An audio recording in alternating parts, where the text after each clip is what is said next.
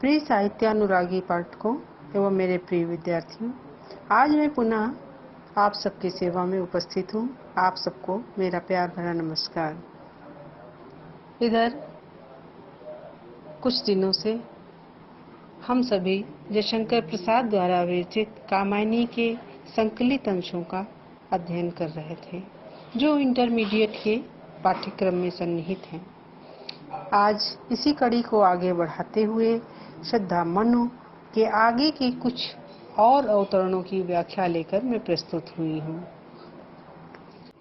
आइए अध्ययन करते हैं आगे के अवतरणों का। भरा था मन में नौ उत्साह, सीख लूं ललित कला का ज्ञान। इधर रहे गंधर्वों के देश, पिता की हूँ प्यारी संतान। इसके पूर्व के अवतरण में आपने जाना कि श्रद्धा का मनु से मिलन होता है और श्रद्धा मनु से उसका परिचय पूछती है। मनु उस मधुर वाणी में बोलने वाली श्रद्धा का रूप सौंदर्य देख करके आश्चर्यचकित हो जाते हैं और फिर उसकी उस मधुर वाणी को सुनकर उससे उसका परिचय पूछते हैं कि इस नीरस स्थान पर जब मैं पूर्ण रूप से निराशा में व्याप्त हूँ, मुझ में आशा का संचार करने वाली, सुखद आनंद की अनुभूति कराने वाली तुम कौन हो? तब श्रद्धा मनु को उत्तर देती है और अपना परिचय देती है। इसी का चित्रण इसमें किया गया है। श्रद्धा कहती है, भरा था मन में नव उत्साह, मेरे मन में नवीन उत्साह भरा हुआ था। मैं नवीन उत्साह से परिपूर्ण थी कि सीख लूं ललित कला का ज्ञान। इधर रहे गंधर्वों के देश, इधर गंधर्वों के देश में आकर के मैं कुछ ललित कलाओं का ज्ञान अर्जित करूं, यहाँ की ललित कला और आदि को सीखूं। पिता की हूँ प्यारी संतान, मैं अपने पिता की प्रिय संतान हूँ और यहाँ पर आकर के यहाँ की कलाओं का ज्ञान प्राप्त करना चाहती थी। दृष्टि जब जाती हिमगिर और प्रश्न करता मन अधिक अधीर। धरा की ये सिकुड़न भयभीत, आह कैसी है क्या है पीर। दृष्टि जब जाती हिमगिरी ओर, वह कहती है कि जब भी मेरी दृष्टि हिमालय की ओर जाती थी, हिमालय पर्वत की ओर जाती थी, अनेक तरह के प्रश्न मेरे मन में उठते थे। मेरा मन व्याकुल हो उठता था। क्यों व्याकुल होती थी श्रद्धा? क्योंकि धरा की ये सिकुड़न भयभीत, आह कैसी है क्या है पीर। वो दृश्य जो हिमालय से गंधर्व प्रदेश का अत्यंत सुखद अनुभूति कराता था, धरा की ये सिकुड़न भयभीत, आज उसी धरा की ये सिकुड़न, ये जो प्रलयंकारी वहाँ का दृश्य है वो भयभीत करने वाला था। आह कैसी है क्या है पीर, यहाँ पर कैसी पीड़ा है, कौन सी ऐसी आपदा आई है, उसको जानने के लिए वो उत्सुक हुई। बढ़ा मन और चले ये पैर, शैल मालाओं का श्रृंगार। आँख की भूख मिटी ये देख, आ कितना सुंदर संभार।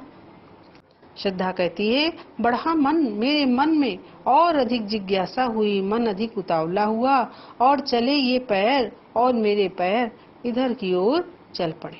शैल मालाओं का श्रृंगार, यहाँ कर आकर के मैंने यहाँ की पर्वत मालाओं का श्रृंगार देखा।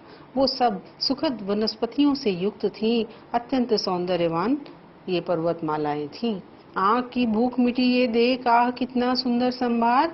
आँख की भूख मिटी ये देख, मेरी आँखें जिस प्रदेश का दर्शन करना चाहती थी, उसके सौंदर्य को देख करके वे शांत हो गई, उनकी भूख मिट गई। क्योंकि आह कितना सुंदर संभार, ये पर्वतीय भाग अत्यंत सौंदर्य से युक्त था। यहाँ देखा कुछ बलि का अन्न, भूत हित रत किसका यह दान। इधर कोई है अभी सजीव, हुआ ऐसा मन में अनुमान। श्रद्धा कहती है, यहाँ देखा कुछ बलि का अन्न। कहती है कि मैं जब यहाँ पर आई तो मैंने बलि का अन्न देखा, जो अपने पूर्वजों के लिए अन्न निकाला जाता है अपने भोजन ग्रहण करने से पहले, उस बलि के अन्न को मैंने यहाँ आकर देखा।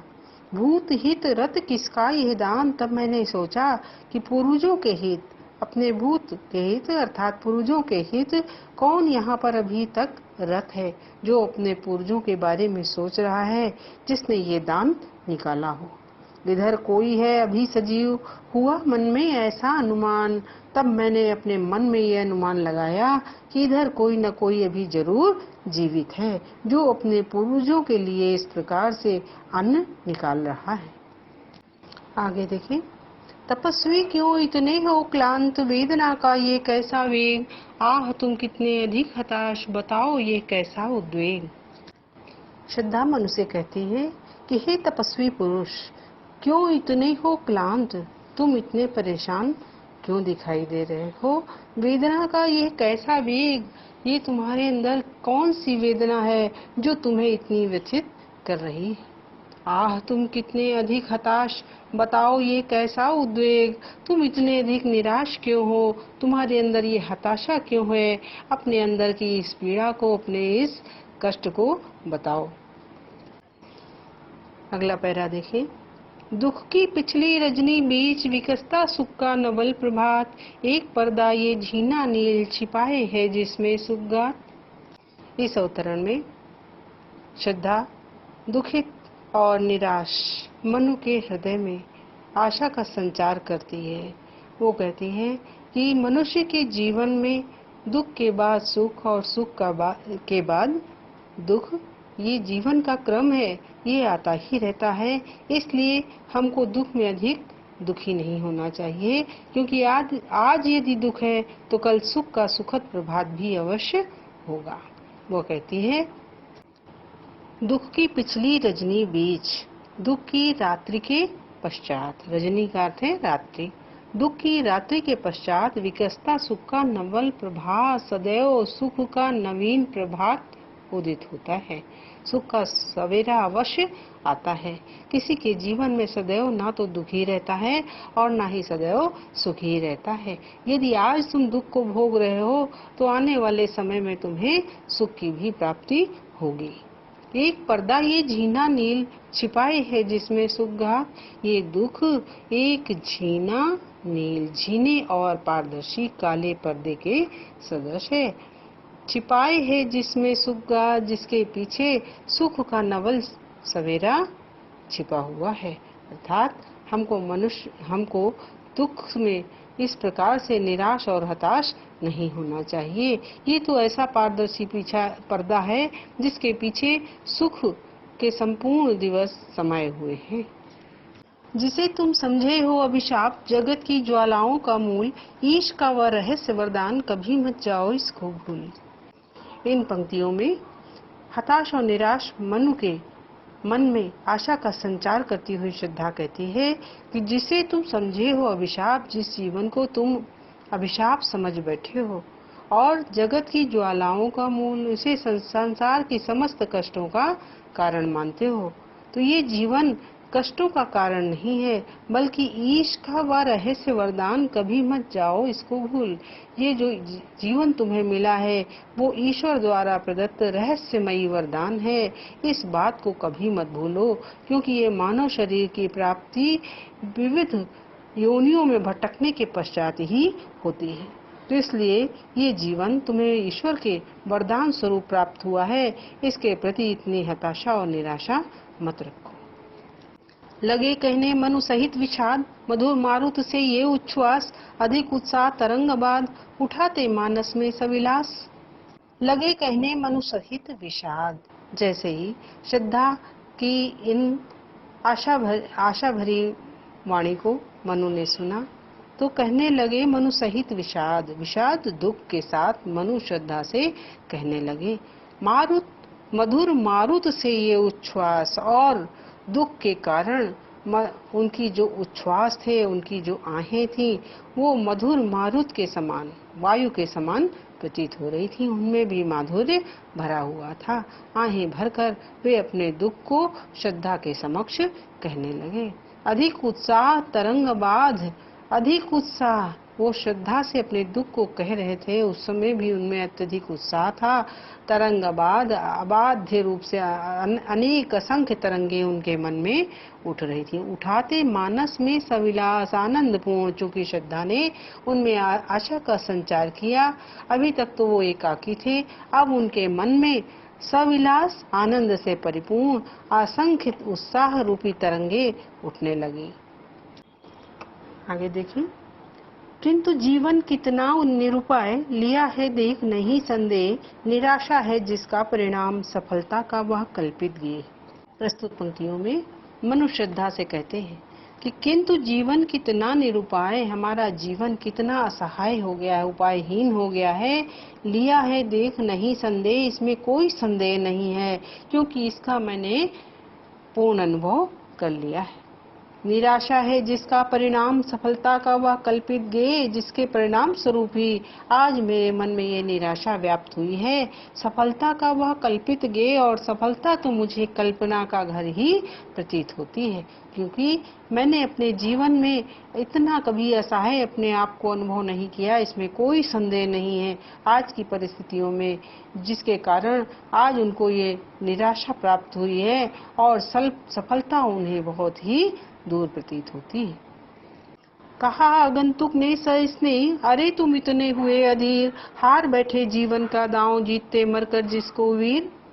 श्रद्धा निराश और हताश मनु के मन में आशा का संचार करती हुई कहती है, कहा आगंतुक ने सस्नेह, आगंतुक आई हुई श्रद्धा ने सस्नेह स्नेह के साथ मनु से कहा कि अरे तुम इतने हुए अधीर, तुम इन समस्याओं से इतने अधिक अधीर क्यों हो रहे हो।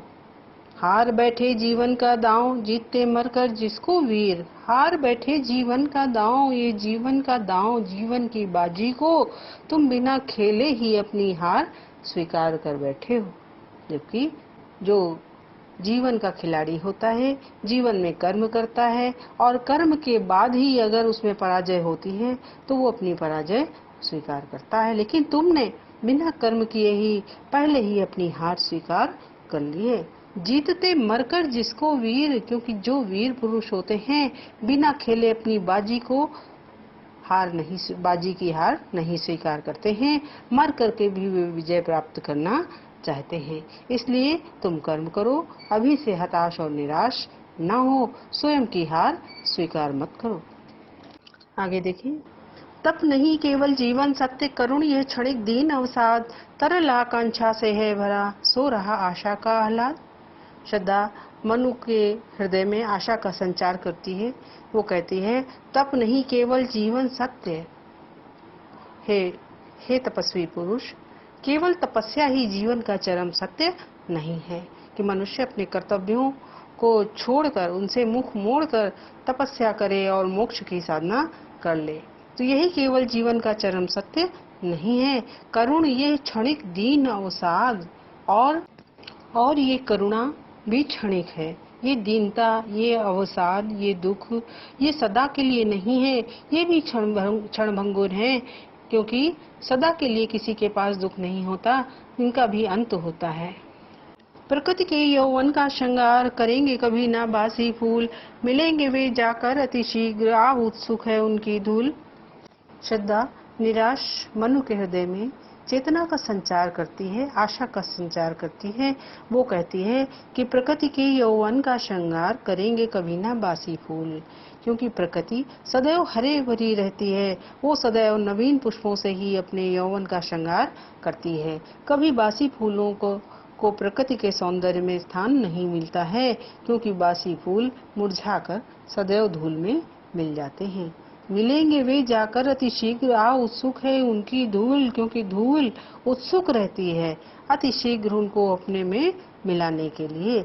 इसलिए मनुष्य को भी कभी भी निराश नहीं होना चाहिए, क्योंकि निराशा के बाद वो जीवन में कभी अपना उत्थान नहीं कर पाते हैं और शीघ्र ही उनका पतन हो जाता है।